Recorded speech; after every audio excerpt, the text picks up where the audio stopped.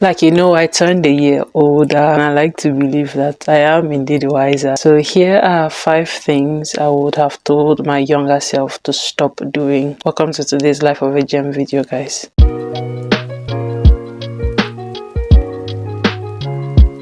The first thing I would have told my younger self to stop doing is to stop making excuses and to take responsibility. And this has to do with blaming everyone else but yourself, not doing the things you know you're supposed to do, but then not taking responsibility for the fact that you didn't do the things you were supposed to do, giving excuses about why you can't do what you're supposed to do, blaming this thing that is not well done, or blaming this environment that is not conducive enough for you. There are so many things that we want to use as excuses. So many, it's because of, but you know within yourself that you are just giving excuses. You know that you are just looking for who to play the blame game with. You know that if you want to do it, you can actually find a way around these things that you are calling excuses. It can also have to do with this why me mentality. I would tell my younger self to stop doing all of that. I can't imagine the amount of time that I wasted in my late teen years and my teen years being angry about so many stuff, being very frustrated about so many things, what this person did, what that person did, and that's why my life is the way it is. That's why I'm not confident. That's why all of these things are excuses, because I bet you when you are 50, when you are 60, all these excuses you will still give them. Something that happened years and years ago, you will still use it as excuses to talk about why you are not where you wanted to be. So who are you deceiving at the end of the day? You're deceiving yourself. Things have happened. There's nobody in this life that does not have a sub story. If we all want to do competitions of sub stories, there will be no winner, because we all have those sub stories. But what can you do with what has happened to you and with where you are, with where you are going? What can you do? Take responsibility. If you don't meet up your goals, say, I could have met my goals, but I did not meet up my goals. For example, there are so many stories that I've written highlights for, that I've written plots for. They are just in this phone, but I know that I am the one who has not written them. I can take excuses that, work is stressful, I have to do things for people, so I don't have the time. But deep down within me, I know that time that I'm using to scroll through social media, I could have used it to write one story. I know. So you want to give all these excuses, but you within yourself, you know the truth. You know that, all this time I was using to scroll through social media instead of doing that thing I wanted to do, is because I was scared of doing that thing I wanted to do. I didn't want to mess it up. I didn't want to, and that's why you didn't do it. It's not because you don't have the time. You have the time to eat, right? You have the time to go to the toilet. So you actually had the time to do one thing that was on your to-do list. So stop giving excuses, take responsibility, and find out how you can do better. That's what I would tell my younger self. The second thing I would tell my younger self is to stop giving anyone and everyone access to your mind, spirit, soul, and body. Stop giving any Tom, Dick, and Harry, Margaret, Matacha, Mary, Martha access to your mind, soul, and body in a way that will not help your life. This means knowing how to set boundaries. This means knowing how to say no when you need to. And I know that for some reason, for adults, that's one of the hardest things for us. Knowing when to say no, knowing when to say, I get your opinion, I get that you need this and that, but I'm sorry, I can't because of. That's so difficult for so many of us. Yes, it doesn't even get easier as you grow older. There's always one thing you need to set boundaries for, or this other thing you need to say no to. It doesn't get easier, but we have to keep learning, and we do that by understanding that we are our first assignment. If we want to, so to say, impact our world, if we want to do great things, if you want to do this big thing or that thing, the first great project you have is yourself. So if anything is not working for your mind, your spirit, your body, you need to just let it go. Saying no can even be no to something good. For example, there is this, so to say, opportunity somebody introduces you to, but you know it's not in your visions, it's not in your goals. Even though it may be a big thing, it may be something everybody will consider good, maybe something everybody will insult you for if you let go of it, but you know that it was just a distraction. Let go of it. It can be somebody that is so nice, but you know that did not fit into your criteria for yourself. Let go of it. So saying no is not only to bad things, smoking, drinking, doing drugs. No, it can even be to that supposedly good thing. So if it is not part of your life, say no to it. Learning how to block off that access from things that are not relevant to your life. This has to do with minding your business. This has to do with being circumspect to who you enter a sexual relationship with or a romantic relationship with. This has to do with being circumspect about who you let into your space, the negativity, people you let come into your house, people you give your ears to, channels you give your ears to. It also has to do with being circumspect with your desires, being able to know what to do at the right time. Not everything should have access to your mind, body, and spirit in a way that will affect your life. When people are talking here and there, it's not your business. What people are saying about you, it's not your business. Oh, do you know there's this thing I heard about you? It is not your business. Focus on your goals and keep moving, because I tell you, it doesn't get easier. People will keep talking about you. So do you always keep giving your ears? Oh, this one said this. Oh, this one said this. And because of that, you can't do what you want to do. You can't do how you want to do. You can't move forward. Till when will you keep doing that? People will always talk. People will always want to chip in their own things into your agenda, into the focus you have for your life. So do not let in things or people that will destroy paths you've set for yourself, that will destroy goals, that will destroy visions that you've set for yourself. And this has to do with anything that does not align with where you are going. Cut it off. Do not give it access into your life, into your body, into your spirit, into your soul. That's one thing I'll tell my younger self. Third thing I'll tell my younger self is to stop underestimating the impact, the influence, the importance of friendship and community. Good friendship is such a blessing. I wish I could really open my past life and tell my younger self that I spent so much time shutting people out at a certain point in time because personal issues, personal image, confidence level. No, I even used to boast in it. Oh no, I don't have friends. No, I don't keep friends. I let in few people, and these friends have been like such a blessing. They don't even have to be too many people, just a select few. These are your friends, these are your community, and especially for the girlies. I say so because there's this pattern of women just letting go of friendships once they enter into romantic relationships with a man. I know you hear it all the time and you feel like, no, it's not my kind of person.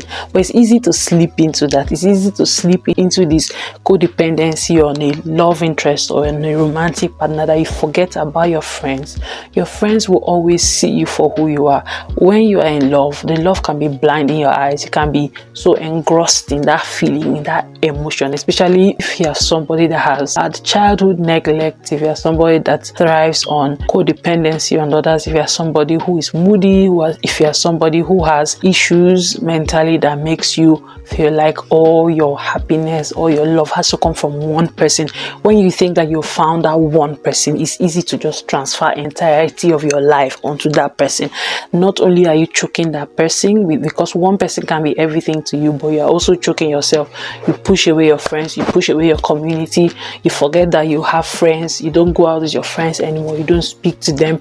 It's until you have, so to say, chop breakfast, like we say in Nigeria, that you remember, oh, I have this friend. You can't live life like that. I wish I had started making friends earlier, and the ones that came into my life, I wish I didn't just spoil it with my avoidance behavior and just push all of them out. I wish I had understood the power of friendships much earlier, but it's not too late now. If you are like me, just making friends as you are growing older, keep those friends tight and understand that friendships are a blessing to your life. Friends and community will do so much tremendous good to your life. They can tell you when you are going wrong. You have a shoulder to lean on. You have people whose life you can impact because you are also their friend. So they are pouring into you, you are pouring into them. It's just a very beautiful kind of platonic love when you have people that you will always be there for. You may not be able to die for them, but you can be there for them. You can ensure that that bullet will not reach them, even if you may not catch the bullet for them. So people that you can love in such a genuine way, away from the complexities of romance, of sex, of all of these things that kind of take over the mind space and makes you unable to think straight. But with these people, you can be open, you can be helpful, you can be impactful, you can benefit so much by having friends who are there for you and who you are there for. So that is one thing I will tell my younger self. Stay true to your friends and your community. Friendship, community, you should not underestimate them. The fourth thing I'll tell my younger self is stop selling yourself short. Stop selling yourself short. Do the big challenging things. Propose the big challenging ideas. That big idea or dream you have, start working on it. Draw a plan and work towards executing it. You want to travel the world? Save up for a passport. You want to travel the world? Start with going to that little neighboring town beside you that does not need a passport. You want to have that multi-million-dollar business? Go to that free seminar. Take that free course. You want to write a book? Read more books. Read widely, read far, read near. Go to events, talk to people, open your mouth and introduce yourself. Tell them what you can do. Do not sell yourself short. That great thing can be done. Do not discourage yourself. Do not discourage yourself. Don't be too humble that you sell yourself too short, that you do not open your mouth where you need to open your mouth, that you do not do the work where you need to do the work because you are afraid of that big dream that you have, that you are so paralyzed you don't even know where to begin. No, do not sell yourself short. That big thing is possible. I've told myself I want to travel the world. I don't have the money. My dream is to be able to afford trips on my own, to be able to go places on my own. Maybe this year I'll have money to go. Maybe next year I'll have money to go. That is me starting. The dream is there. Okay, now we're executing it. Little things matter. Do the small things. They all lead to the big idea. So if you are the one that also has a dream of traveling wide and near, do you have a passport? If you do not have a passport, yes, passports can be expensive. We've not even talked about visa, but have you started maybe putting something away every month, even if it is something so minute that you know that this is just a joke? This can never ever come together to make a passport. But that first step, that plan that you even have, okay, if I keep putting this amount of money, maybe in 2 years, in 3 years, I may be able to afford this little trip there. It may not even be that grand trip, but this little trip, I can afford it if I put money away every month judiciously. That is a beginning. That is a plan. It is you aiming high, even though you are in that little space that you are starting from. So do not sell yourself short. You want to start writing books. You want to figure out how to write stories. Start reading books. Books are everywhere. So many millions and billions of books on the earth. Pick up those books. Start reading. How does the author think? How do they write? How do they express these things? Even me as a writer, I still get to places where I'm like, how does an author express this thing in writing? And I pick up books and I figure it out, because you never stop learning, and that's how you never stop growing, and that's how you sell yourself in a very mighty way. You do the big things even if you are doing them in the small ways. So do not sell yourself short. We've come to the last point. The last thing I would tell my younger self is to stop the mediocre appearance. I will say it again because my head was too stubborn that time. So let me say it so my younger self will hear me very well. Stop the mediocre appearance. Appear as your best self every day, and this has to do with dressing, hygiene, scent, diligence, and everything else. Let people know you as the one who looks good, who smells good, who does good work every day. Let people know you coming as your best self daily. Represent and carry yourself well. You are going to higher places than you could have ever imagined. Represent and carry yourself well. It doesn't matter that you are in this little place where you think nobody is seeing you right now, but I'm telling you that people have eyes and people can see you. Maybe it's because you're short-sighted, but people actually see you. They are not short-sighted like you. Even those who are short-sighted, they still see you, because even though you also are short-sighted, you see people. So stop that mentality of, oh, nobody's looking at me, so I can just put on any thing and just go outside. Oh, it's just to go to this place, just to go and do the no. People are looking at you. Carry yourself with that mentality that you are great, you are going to great places, and you start rehearsing for those great places you are going to. Put away the mediocre appearance. Put effort into your looks, put effort into your smell, present yourself well, and above all, please do your work well. In every parastatal that you find yourself, in every office, in every job, do your best. Let people know you as that person that does their best. Even when you are on a contract, let people want you to come back because you did a very good job. I'm telling you, my younger self, that's who you become. That's what people get to know you for, but you wish that you had started earlier. So please put in the effort. Go back to the drawing board and figure out what clothes do you want to wear, what scents do you want to wear, how do you want to do your job, and start doing those things. And yes, there's the excuse that you do not have money, but save up for the things that are important to you. Save up for those little things that will improve the quality of your life. Save up for that perfume. Save up for that shirt. Save up for that certificate, that course. Save up to get your nails done. Understand that people are looking at you. You represent yourself. And remember again, your biggest project is yourself. So do not present your mediocre self to people. Present your best self. Be excellent in everything you do. And please, in everything, remember to be diligent, because there's nothing as beautiful as diligence. There's nothing as beautiful as knowing your onions and being confident enough to show that you know your onions. Be diligent in your work and be diligent in your appearance. Do not be mediocre for anything. Do not be average. Do not feel like you are ugly or nobody wants to hear what you have to say. People want to hear what you have to say, and you are so beautiful. And what is even more beautiful than your face and everything else that you think you have right now is your confidence, is your diligence, and the confident diligence in doing the work you have to do. Do not be average in anything you're doing.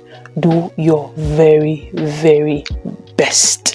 And that's all for today, guys. I gave you 5 things I will tell my younger self to stop doing and change for the better. I say this because I believe we are all great people and we are ready to go to greater paths. I've found myself on journeys that have challenged me and that have made me understand the purpose of preparation. Preparation is very important, because even though you have very big ideas for yourself, you never know when they will come to pass. But something you also never know is how much bigger God has in store for you. So you have to be prepared. There's no amount of preparation that can be enough, but there's an amount of preparation that is necessary to use to start. God will always put things in the hands of people who are hardworking. You may not be the best candidate, but you must be a hardworking candidate. There's somebody I listen to, Pastor Philip Olubake, and he says that God and Satan, they don't agree, but there's something that they agree on, and that is that a lazy person is useless. A lazy person cannot fulfill God's agenda, and a lazy person cannot fulfill the devil's agenda, because the devil needs busy people that are ready to go and just possess people or do things. God and Satan agree that lazy people are useless. So if you want to be great in life, you need to do the work. And I've given you 5 ways that are just very small, really little details on how you can improve the quality of your life and prepare yourself. That's everything I have for Life of a Gem today. I hope this was helpful. Remember to like, share, subscribe, and leave a comment. You can tell us other things that you think people need to start doing. Thank you so much for joining me today. Remember, you're a gem. Keep living a gem's life, and I'll see you next week. Bye-bye.